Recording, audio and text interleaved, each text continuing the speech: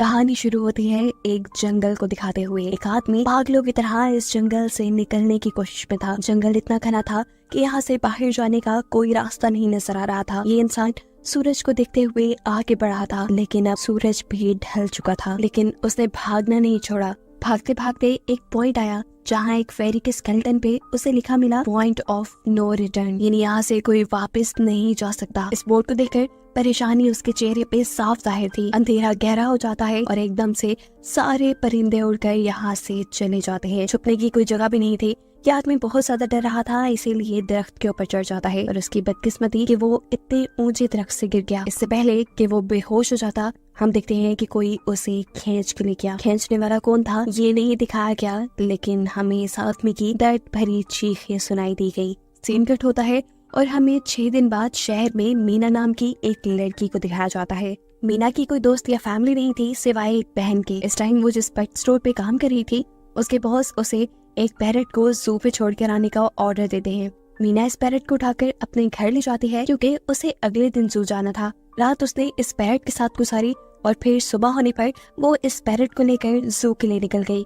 लंबी सड़क पर चलते चलते एकदम से शायद उसने गलत टर्न ले लिया और वो पहुंच गई जंगल के बीचों बीच। ये वही जंगल था जहां हम पहले एक आदमी को गायब होता देख चुके हैं। पहले तो वो अपनी गाड़ी के जरिए ही इस जंगल के अंदर जाती रही, लेकिन जब उसे यहाँ से बाहर निकलने का रास्ता समझ नहीं आया तो उसे इस गाड़ी से उतरना पड़ा। उसे लगा कि शायद यहाँ करीब कोई होगा जिससे वो मदद मांग ले। वो अपने पैरट को लेकर आगे बढ़ने लग जाती है। अंधेरा भी गहरा होता जा रहा था। एकदम से पहले की तरह ही सभी परिंदे इन दरख्तों से उड़ जाते हैं। मीना को अब डर लगने लगा था क्योंकि जमीन भी जोर जोर से हिल रही थी। उसे अपने करीब किसी के होने का भी एहसास होता है। दूर एक बुढ़ी औरत भाग रही थी। मीना भागते हुए उसका पीछा करती है। वो उसे मदद मांग रही थी, लेकिन वो औरत रुकती नहीं, भागती रहती है। मीना जब उसका पीछा करते करते थक गई तो वो वहाँ रुक गई। उसके रुकने पर बुढ़ी औरत ने उसे आवाज देकर कहा, अगर जिंदा रहना चाहती हो तो तेजी से भागकर हमारी तरफ आओ। ये सुनते ही मीना दोबारा उस बुढ़ी औरत की तरफ भागी और वो बुढ़ी औरत उसका हाथ पकड़कर उसे एक घर में ले आई। घर आते ही उसने इस घर को लॉक कर लिया। ये कोई घर नहीं था बल्कि एक काफी अजीब कमरा था जिसमें एक बहुत बड़ा सा मिरर लगा हुआ था। इस बुढ़ी औरत के साथ यहाँ 2 और लोग भी थे। मीना घबराकर इन लोगों से पूछती है ये कौन सी जगह है। ये लोग कोई जवाब नहीं देते और उसे मिरर के सामने खड़े होने को कहते हैं क्योंकि कोई उन्हें देखने आने वाला था। मीना पूछती है आखिर कौन देखने आ रहा है, तो वो बुढ़ी औरत मेडेलाइन जवाब देती है हमें वॉचर्स देखने आ रहे हैं। एकदम से यहाँ अजीबोगरीब आवाजें भी गूंजने लगी। इस बुढ़ी औरत ने बताया कि वॉचर्स तुम्हारे आने से खुश है, वो यहाँ तालियां बजा रहे हैं तुम्हारे लिए। मीना बुरी तरह कंफ्यूज थी। मेडेलाइन जिन्हें वॉचर्स कह रही थी उन्हें ना तो अभी तक मूवी में दिखाया गया और ना ही मीना या किसी और ने उन्हें देखा था। ये रात गुजर जाती है।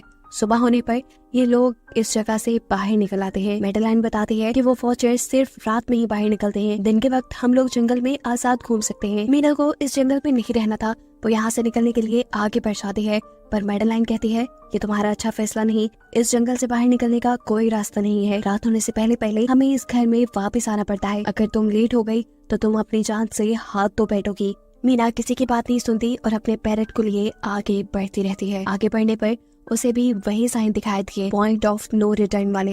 इन्हें देखकर वो घबरा तो गई, लेकिन पहले वाली लड़की की तरह ही वो सूरज को देखकर सूरज की डायरेक्शन में आगे बढ़ती रही, पर जंगल से निकलने में कामयाब नहीं हो सकी। एकदम से उसे जमीन के नीचे हलचल महसूस हुई। वो डर गई और वापस उसी घर की तरफ भागी। वो हार चुकी थी। यहाँ मेडेलाइन उसे हौसला देती है और कहती है कि सिर्फ तुम ही नहीं जिसने यहाँ से निकलने की कोशिश की और हार गई, हम भी तुम्हारी तरह ही हार कर यहाँ रुके हैं। यहाँ से बाहर निकलने का कोई रास्ता नहीं। ये जंगल आत्माओं को अपनी तरफ लेकर आता है और फिर अजीब अजीब चीजें इंसानों को दिखाता है। ये तुम्हें पागल भी कर सकता है, इसीलिए अगर जिंदा रहने चाहती हो तो हमारे साथ ही रहो। ये जंगल एक शिकारी है और हम सब उसका शिकार।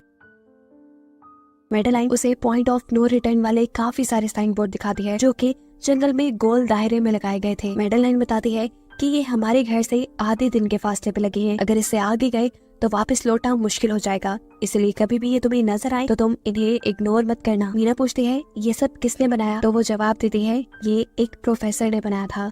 रात हो जाती है कि लोग वापस उस घर के अंदर आ जाते हैं। हर रात वॉचर्स उन्हें देखने के लिए आते थे। आज किरा नामी लड़की उनके सामने डांस करती है और कहती है ये सब उन्हें पसंद है। ऐसा नहीं था कि इन चारों को हर रात वॉचर्स के सामने खड़ा ही रहना पड़ता था। ये लोग जो चाहते वो कर सकते थे, लेकिन उनकी तरफ अपनी कमर नहीं कर सकते थे। रात में तो इन्हें सिर्फ वॉचर्स का मसला था, लेकिन दिन में भी इन्हें बहुत मुश्किलों का सामना करना पड़ता था। ये जंगल से हर रोज कुछ न कुछ हंट करके लेके आते थे, जिनसे इनका गुजारा होता था। अगले दिन कीरा और मीना दोनों जंगल में खाना इकट्ठा करने के लिए जाती है। मीना कीरा से सवाल करती है आखिर ये वॉचर्स चाहते क्या हैं? कीरा बताती है मुझे भी कुछ खास नहीं पता, लेकिन मैडेलाइन के पास एक थ्योरी है। उसके मुताबिक ये वॉचर्स हमें देखते हैं, हमें ऑब्जर्व करते हैं, लेकिन अगर हमने इन वॉचर्स को देखा तो हम पागल हो जाएंगे। कीरा अब उसे एक गड्ढा दिखाती है और कहती है ऐसे बहुत से गड्ढे जंगल में मौजूद हैं। दिन के वक्त ये सारे के सारे वॉचर्स इन गड्ढों में रहते हैं और रात में वो यहाँ से बाहर निकल आते हैं। मीना कीरा को बताती है कि उन्हें यहाँ फंसे हुए 6 महीने हो गए हैं। कीरा का हस्बैंड जंगल में रास्ता ढूंढने के लिए निकला है। उसे उम्मीद है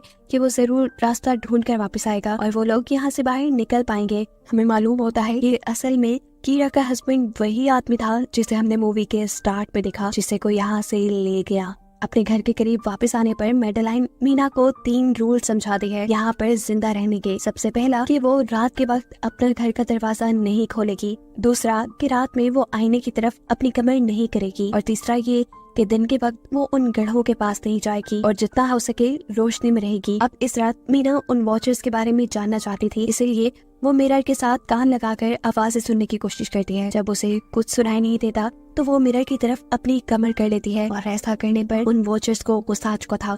वो लोग जोर जोर से उस मिरर को मारने लग जाते हैं, यहाँ तक कि मिरर के अंदर क्रैक भी आ जाता है। शोर से मैडेलाइन भी उठ जाती है और वो मीना को मिरर की तरफ खड़े रहने को कहती है। ऐसा करने पे उनका गुस्सा ठंडा हो सकता था। खैर ये रात भी कट जाती है और अगले दिन मीना डैनियल के साथ शिकार पर निकलती है। मीना क्योंकि अपने अच्छे दिन यहाँ जाया नहीं करना चाहती थी, इसलिए वो यहाँ से निकलने की तैयारी कर रही थी। वो डैनियल से पूछती है क्या आज तक तुमने किसी वॉचर को देखा? डैनियल ना में जवाब देता है। तब मीना डैनियल को समझाती है कि मुझे लगता है कि ये सब मैडेलाइन की बनाई हुई कहानियां हैं, जिसके अंदर वो हमें फंसा रही है। हमें जरूर इन गढ़ों को जाकर चेक करना चाहिए, शायद हमें यहाँ से बाहर जाने का कोई रास्ता मिल जाए। डैनियल जो कि खुद यहाँ से बाहर जाना चाहता था, ना की बातें मान लेता है और अब मीना अपने साथ रस्सी बांधकर उस गड्ढे के अंदर उतरती है। रस्सी का दूसरा सिरा डैनियल ने पकड़ा हुआ था कि अगर मीना को कुछ भी हो वो जल्दी से मीना को बाहर की तरफ खींच ले। मीना नीचे गड्ढे में पहुंच जाती है जहां उसे बहुत सारे इंसानों का सामान मिलता है।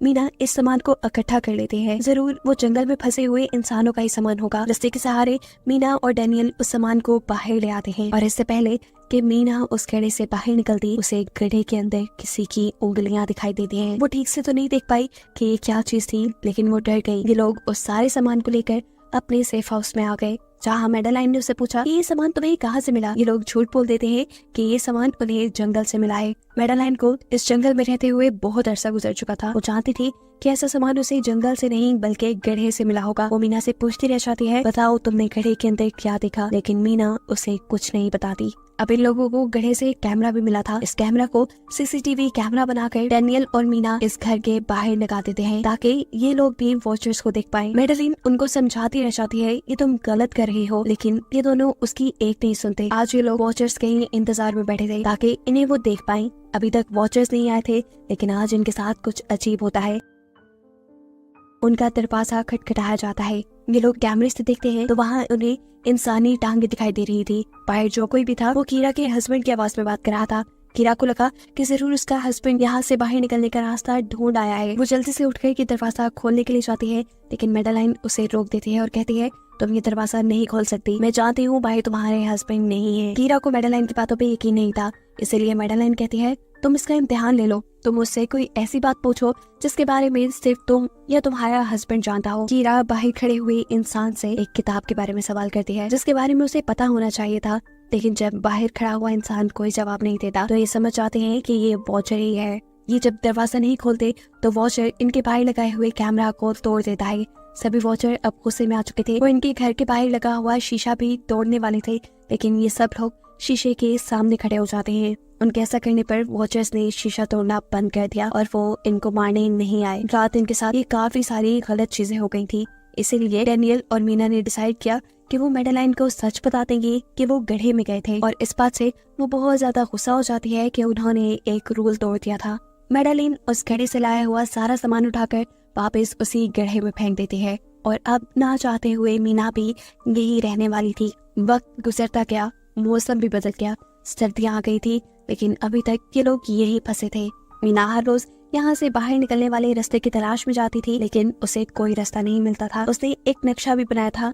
उसे यकीन था कि कभी तो वो ये नक्शा पूरा कर ही लेगी। सर्दियों की वजह से इन्हें खाना भी ठीक से नहीं मिल रहा था और खाना ना मिलने की वजह से इनकी दिमागी हालत खराब होती जा रही थी। और इसी सब में मैडेलिन और डैनियल का झगड़ा हो जाता है। उसे में वो मैडेलिन के साथ साथ मीना को भी बाहर ही छोड़ के कीरा को सेफ हाउस में ले जाकर लॉक कर देता है। अंधेरा भी होने वाला था। मैडेलिन और मीना बहुत दरवाजा खटखटाती है। डैनियल की मिन्नतें करती है कि प्लीज ये दरवाजा खोल दो, लेकिन वो दरवाजा नहीं खोलता। फिर अंधेरा भी हो गया और मजबूरन इन्हें अपनी जान बचाने के लिए एक घने दरख्त के नीचे खड़ा होना पड़ा। अब तो इन्हें वॉचर्स के आने की आहटें भी सुनाई दे रही थी। इस टाइम मीना और मैडेलिन के साथ हम ऑडियंस को भी इन वॉचर्स की एक झलक दिखाई जाती है। ये लोग लंबे लंबे, पतले और खतरनाक थे।